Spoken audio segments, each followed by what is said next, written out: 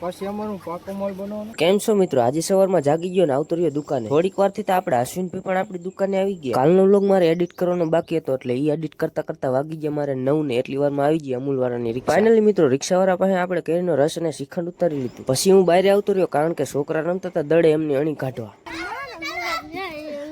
દડી લાવો, દડી લાવો. દડી લાય.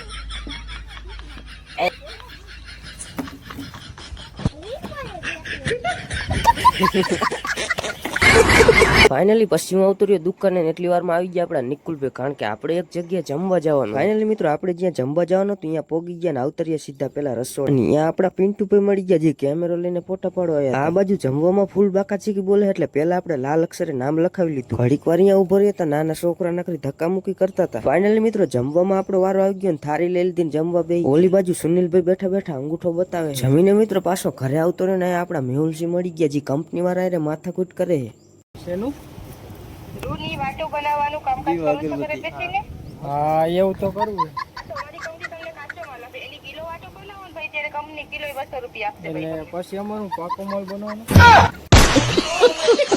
ફાઇનલી પછી હું દુકાને બેઠો તો વાગી ગયા 8:03 થી 4. એટલી વારમાં આપડા વિક્રમભાઈ આવી ગયા જે આમ આદમી પાર્ટી વાળાના કાગરિયા લઈને આવ્યા. પછી મિત્રો કાલે જે લેમિનેશન નું મશીન બગડી ગયું તો એ મશીન ને ખોલીને આપણે ચેક કરતા. ફાઇનલી મિત્રો હાથ પડી ગઈ ને આવી ગઈ ફેવરેટ વાળાની ગાડી ને એમની પાસે આપણે થોડોક સામાન ઉતારી લીધો ને હવે તમે ફોલો કરી નાખો. મળશું કાલના વ્લોગમાં.